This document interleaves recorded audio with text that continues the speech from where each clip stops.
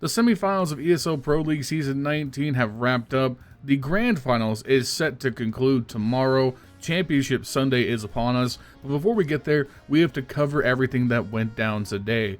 From glorious battles between Device and ZywOo on one side, and Elige leading the North American charge against the shockingly unbreakable wall of stoicism that is Mouz.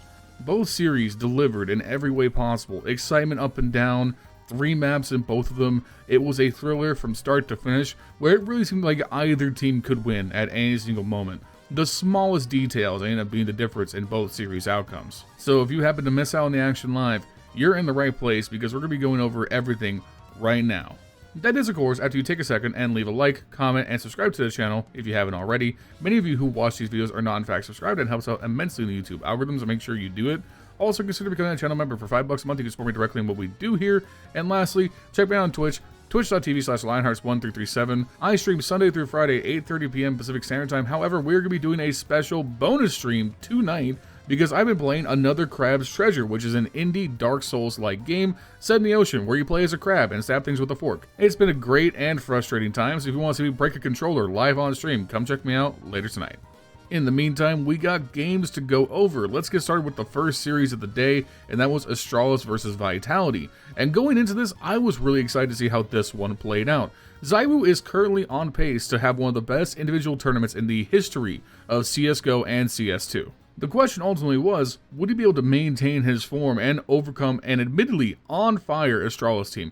Both these teams come into this matchup undefeated thus far in the tournament, so someone has to take a loss, someone has to go home, and someone is gaining a lot of legitimacy in the top 10 by winning this matchup and making the finals. Let's talk broad strokes for a second. Both of these teams' star players, Device and ZywOo, delivered in this series. However, there is definitely a gap between what ZywOo brought to the table and what anyone else could possibly produce. ZywOo, in this best of 3 set, had 70 kills and 44 deaths. He averaged 23 frags for this series, had a 26 kill differential, and ended up with a 1.4 rating over all 3 maps. That is absolutely insane. There are very few players ever who are able to produce those numbers. Even in an MR16 best of 3 series, getting 70 frags is absolutely unreal. And Device in his own right had an incredible series. 53 and 42 over 3 games is absolutely incredible, especially when you're the in-game leader.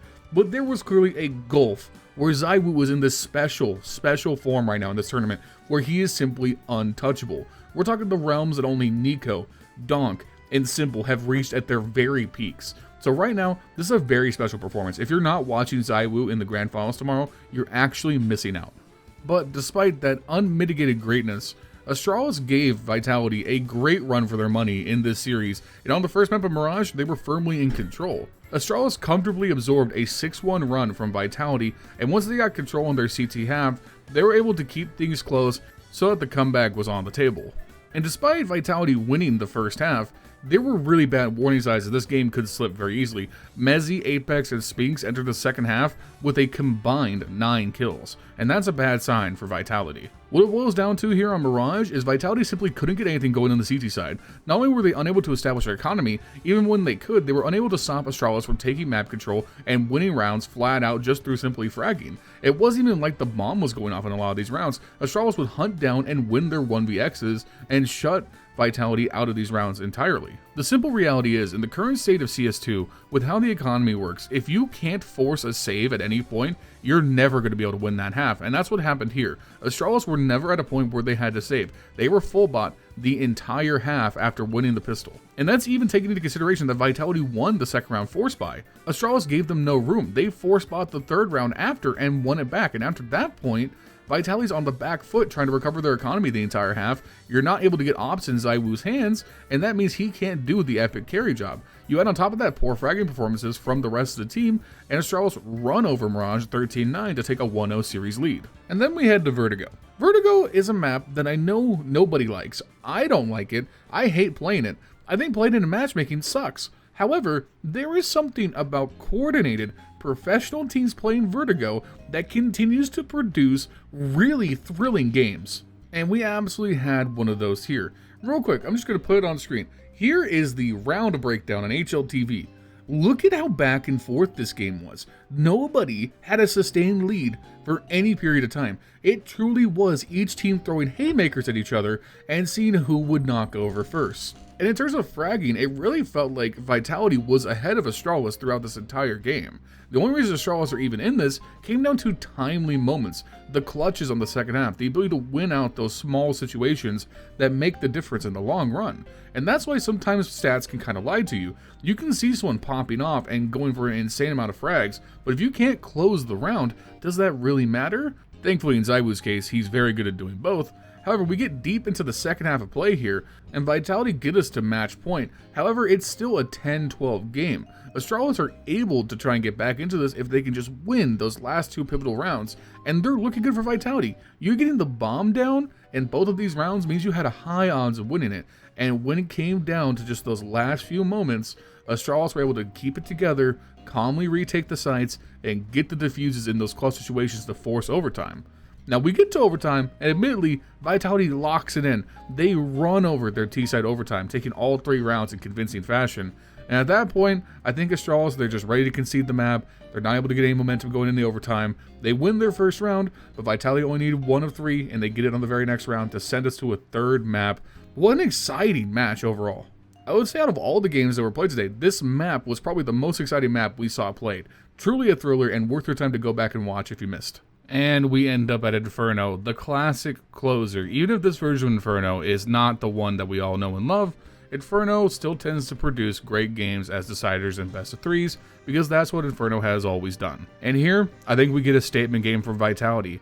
Not only do they absorb a 6-0 opening run from Astralis' T-side, the T-side of Inferno, this current Inferno's T-side, Astralis open up 6-0. They then go on to win 13 of the next 15 rounds. They shut out Astralis for 8 straight rounds, and then gamely win out the match from there, completely destroying any momentum Astralis was generating at the beginning of the game, thoroughly torching them on their CT side. The T side from Vitality here was as flawless as you could possibly play. Their ability to take the banana control was unstoppable. The way they took sites was unbreakable, and they never allowed Astralis to get anything going on their CT half. Whether it was timely late clutches by Mezzi and Sphinx, or ZywOo just doing ZywOo things and being absolutely unstoppable, this was a Vitality that could not be touched.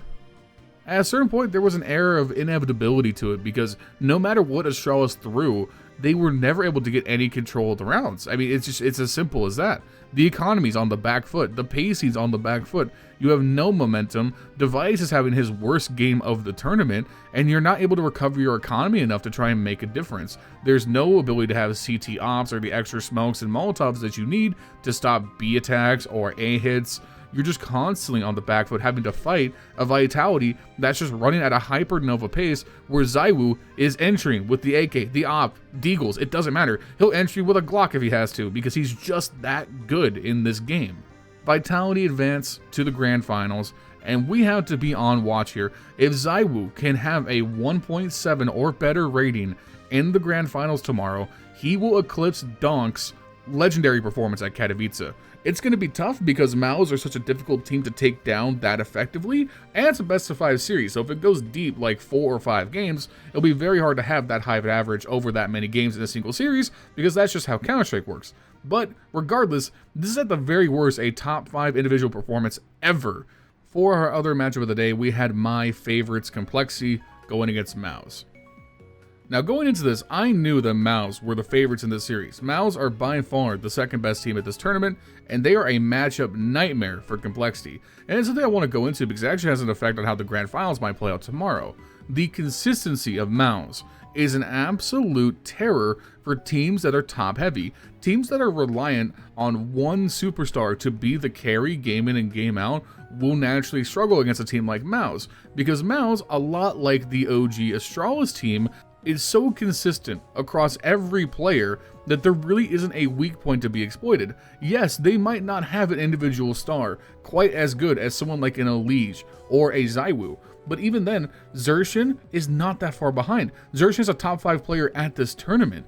And then the consistency behind him is what makes this team so deadly. Their fundamentals in Counter-Strike are so sound that you're not going to be able to break their mental. You're not going to shake them up. You might be able to go on runs, but they are in the game every single round until it's over. The shot calling is just that good, and then every single player is reliable at what they do. You contrast that with a team like Complexity, where yes, Elige has been incredible at this tournament, but Halzerk, Grim, these guys are game to game. Sometimes they're incredible and they support Elige and this Complexity looks unstoppable, but then you have games like this where they go missing and suddenly the fragging gets really desperate. Elige has to do more and force himself into more and more situations where he's entering, clutching, opening up sights, and on the CT side he's anchoring and trying to rotate and clutch all at once, and he simply is stretched too thin to be able to do that. And we saw a lot of this play out in this series. We opened up on Vertigo, where Complexity is one of the best Vertigo teams in the world, and they controlled the pace of this match.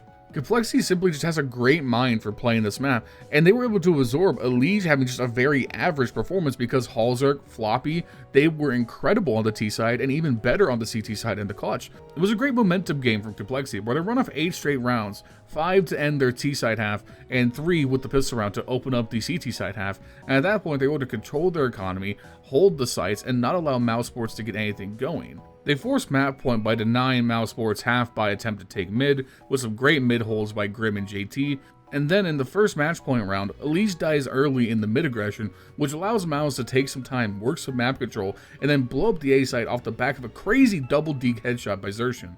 So Mouse take a round back, and it looks like Complexity might be on the back foot. You know, their economy's not great. What are they going to be able to do? Well, they calmly control the next round, and in a 3v3 post-plant scenario, they dominate the A site retake and close out the game 13-8, which is great. During the time, I'm freaking out because Complexity are up 1-0. They now have 2 chances to send Mouse home and make a grand finals. And at that point, I could feel the patriot in me just flowing out all over me. Every orifice was bleeding the Constitution. The great American hope was alive and well. And we had to nuke, and it just needs to be said flat out. Mouse dominated this game, and this was a classic Complexity loss, where Elige looks insane on both sides, but he just simply has no support. There's nothing going on. No clutches were allowed. The amount of 1vx, 2vx situations that Mouse managed to take on the T side and the CT side were crippling. If even like 3 rounds go Complexity's way, they are in a much better spot and contending to win this series 2-0, but that's just not how it goes. Mouse runs 6 straight to close out their T half, and once they get to CT, they were just better at absorbing these blows from Complexity, because Complexity was relying on their T side for Elige to basically do everything. If Elige wasn't taking outside control, if he wasn't dropping off a roof into mini and entering into the A site, then Complexity just didn't seem to have a playbook for anything after that. It all started and ended with Elige's ability to open up the rounds, and he managed to do that. They managed to bring it back and run off some great rounds on the T side, but the deficit was too much when no one else was able to step up behind Elige. If he died early in a round, that round was dead. So Mouse just had to calmly absorb these blows from Elige, bide their time with their lead, manage their economy, and then they were able to just win the game.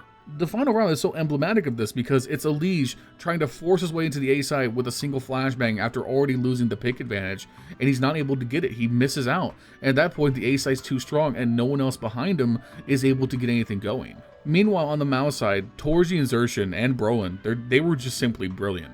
These guys were unstoppable. Torji and Xerxhen specifically dominated with 22 and 21 kills respectively.